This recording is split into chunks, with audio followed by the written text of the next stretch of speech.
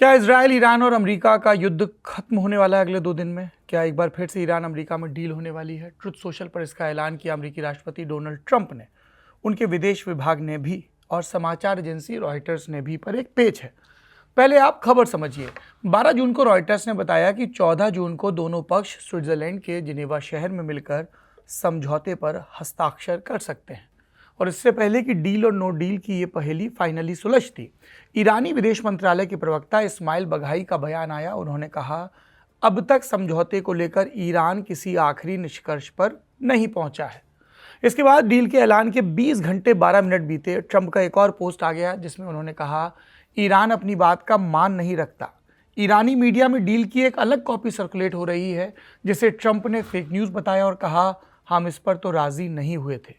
तो जब तक डील होती रही तब तक पक्के से कुछ कहा नहीं जा सकता, क्योंकि मार्च से लेकर अब तक डोनाल्ड ट्रंप कम से कम 38 बार, CNN न्यूज़ चैनल ने इसकी गिनती की है, 38 बार कहा कि ईरान के साथ डील होने वाली और नहीं हुई।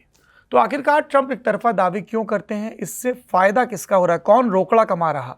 सबसे बढ़कर क्या बार बार डील को करीब बताना ट्रंप की किसी रणनीति का हिस्सा है? इस पर विस्तार से बात करेंगे, क्योंकि ये जानना चाहिए कि जब किसी राष्ट्र का प्रमुख भ्रष्ट हो जाता है ज़बान के स्तर पर या कर्म के स्तर पर, तो वो देश और उसकी प्रतिष्ठा कैसे भुगतती है। पहले ट्रंप की हालिया घोषणाओं का विरोधाभास देखते हैं। 11 जून को ट्रंप ने कहा कि ईरान के साथ एक ग्रेट सेटलमेंट पर सहमति बन गई है और इस हफ्ते के अंत तक समझौते पर दस्तखत हो सकते हैं। इस साइनिंग सेरेमनी की संभावित जगह होगी यूरोप।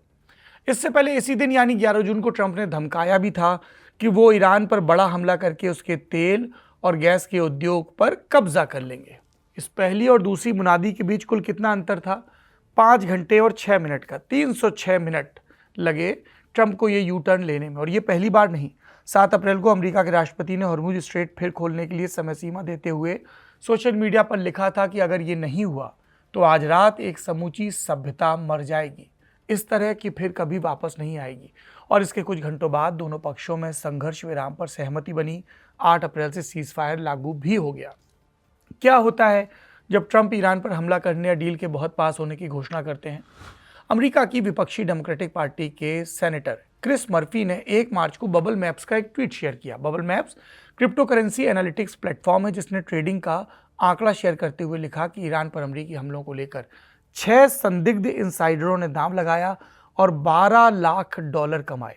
सबसे ज़रूरी जानकारी ये कि उन 6 लोगों ने खास 28 फरवरी के लिए दांव लगाया। ये वही तारीख थी जब अमेरिका और इजराइल ने ईरान पर हमला किया।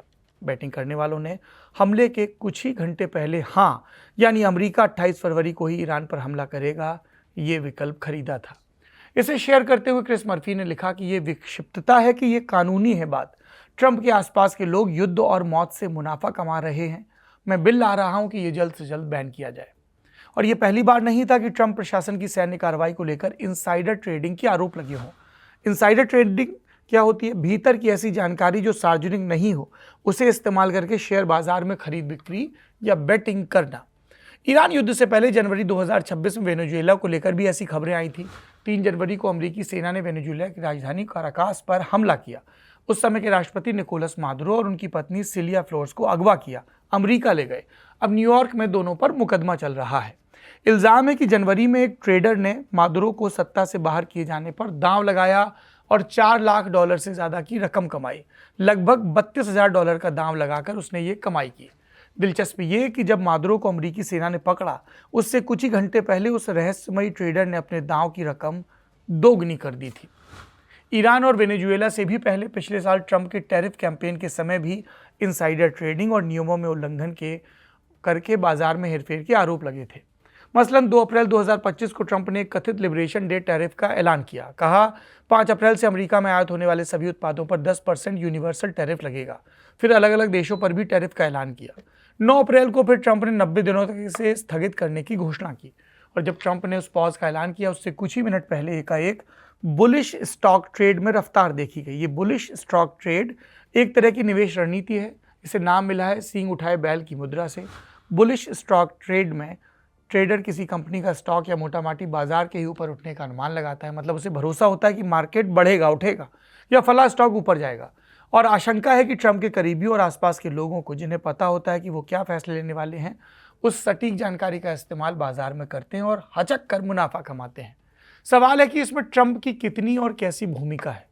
इन्हीं आरोपों के संदर्भ में इस साल फरवरी में कुछ डेमोक्रेटिक नेताओं ने US house financial services committee के अध्यक्ष फ्रेंच हेल को एक चिट्ठी लिखी, संभावित इनसाइडर ट्रेडिंग और मार्केट मैनिपुलेशन की जांच करने की अपील की, उंगली उठाई ऐसे लोगों पर जो ट्रंप प्रशासन या राष्ट्रपति ट्रंप के दोस्तों से जुड़े हैं। ईरान युद्ध पर लौटे तो इनसाइडर ट्रेडिंग और बाजार में हेरफेर के आरोपों में एक पैटर्न भी दिखा। मानो कुछ खास लोगों ने सटीक जानकारी के साथ बैटिंग की। इनमें से दो का हाल सुनते हैं, 2 दिनों का। 28 फरवरी शनिवार का दिन तड़के अमेरिका और इजरायल ने ईरान पर हमला किया। न्यूयॉर्क टाइम्स अखबार की एक जांच के मुताबिक युद्ध शुरू होने से एक दिन पहले यानी 27 फरवरी को पॉली मार्केट के 150 से ज़्यादा अकाउंटों ने एक खास दांव पर जुआ खेला, बेट लगाई कि अगले दिन अमेरिका ईरान पर हमला करेगा। पॉली मार्केट दुनिया का सबसे बड़ा प्रेडिक्शन बाजार है। भविष्य में क्या घटनाएं होंगी, कब होंगी, इस जानकारी और पूर्वानुमान के आधार पर लोग दांव लगाकर मुनाफा कमा सकते हैं, गंवा भी सकते हैं। 23 मार्च 2026 ईरान युद्ध शुरू हुए 1 महीना होने को था। एकाएक बाजार में $58 करोड़ के ऑयल फ्यूचर्स की एंट्री हुई। ऑयल फ्यूचर्स एक व्यावसायिक अनुबंध है जिसमें खरीदार और विक्रेता भविष्य की एक तय तारीख पर पहले से तय की गई कीमत पर तेल की एक खास मात्रा का कारोबार करने पर सहमत होते हैं। 23 मार्च को जब ऑयल फ्यूचर्स में इतनी बड़ी रकम आती दिखी तब इसके औचित्य की कोई वजह समझ में नहीं आ रही थी, पर वजह मिली 16 मिनट बाद जब ट्रंप ने ईरान के बिजली घरों को निशाना बनाकर तबाह करने की अपनी धमकी स्थगित कर दी। नतीजा, कच्चे तेल के दाम बढ़ने की आशंका खत्म हो गई और इस पर दांव लगाने वालों ने मुनाफा कमा लिया। ये 2 उदाहरण हैं। इन तमाम जानकारियों और आरोपों के बीच एक और पक्ष जानिए। मई 2026 में ट्रंप ने खुद स्वीकार किया कि उनका ट्रस्ट स्टॉक्स में ट्रेडिंग करता है। इस पर रिपोर्टिंग करते हुए अमेरिका की पीबीएस यानी पब्लिक ब्रॉडकास्टिंग सर्विस की White House correspondent Liz Landers ने अपनी रिपोर्ट में कहा, आधुनिक दौर में एक सत्तारूढ़ राष्ट्रपति के लिए ऐसा करना अभूतपूर्व बात है। यह अरेंजमेंट कई सवाल खड़े कर रहा है कि क्या राष्ट्रपति के काम, उसकी नीतियां या सार्वजनिक बयान सीधे से उन्हें आर्थिक फायदा पहुंचा रहे हैं। पीबीएस के न्यूज़ आवर प्रोग्राम में फोर्ब्स मैगजीन के सीनियर एडिटर डैन अलेक्जेंडर ने भी कहा, ट्रंप को छोड़कर अमेरिका के किसी राष्ट्रपति के पास स्टॉक्स हों या वो सक्रिय रूप से उसकी ट्रेडिंग भी करता हो, इसकी हालिया इतिहास में कोई मिसाल नहीं मिलती। साफ पैटर्न दिख रहा है कि ट्रंप प्रशासन में प्रिविलेज इंफॉर्मेशन के सहारे कुछ लोग बाजार से खूब पैसा बटोर रहे हैं। अमेरिकी न्यूज़ वेबसाइट एक्सियोस इसे संदिग्ध ट्रेडिंग की महामारी बताता है जो ट्रंप के सबसे बड़े और सबसे अहम फैसलों के इर्द गिर्द नजर आती है। हर बार संबंधित कार्रवाई से कुछ मिनट या घंटे पहले संदिग्ध इनसाइडर ट्रेडिंग करते हैं। एक्सियोस लिखता है कि जब ईरान युद्ध के कारण आम अमेरिकियों के लिए कीमत बढ़ी तब कुछ चुनिंदा लोग खुलेआम मुनाफा कमाते नजर आ रहे हैं। ये ठीक उसी तरह का कथित भ्रष्टाचार है जिसका विरोध करते हुए ट्रंप ने अपना पॉलिटिकल करियर बनाया था। ट्रंप प्रशासन क्या कह रहा है? बार बार एक ही बात कि ईरान से शानदार समझौता हुआ, बस दस्तावेज पर दस्तखत होना बाकी है। देखते हैं 14 जून को डील होती है या नहीं। हुई तो दुनिया को राहत मिलेगी, ना हुई तो फिर किसी औचक ऐलान से व्हाइट हाउस का कोई करीबी मोटा मुनाफा कमाने की राह पर निकल सकता है। ये खबर यहाँ समाप्त होती है। मेरा नाम सौरभ द्विवेदी है। आप इंडियन एक्सप्रेस हिंदी देख रहे हैं। यदि आपको हमारी खबरें दुरुस्त लग रही हैं तो हमारे साथ जुड़िए। इंस्टाग्राम पर, फेसबुक पर, ट्विटर पर और यूट्यूब पर, जहाँ भी आप ये वीडियो देख रहे हैं, हमें सब्सक्राइब और लाइक ज़रूर करें। अपनी प्रतिक्रिया से भी अवगत करवाएं। एक तरफ इजराइल अमेरिका, दूसरी तरफ ईरान। आपके हिसाब से कौन गुनहगार है और युद्ध का सबसे ज़्यादा नुकसान किसे हो रहा है और कौन कमा रहा है मुनाफा? शुक्रिया।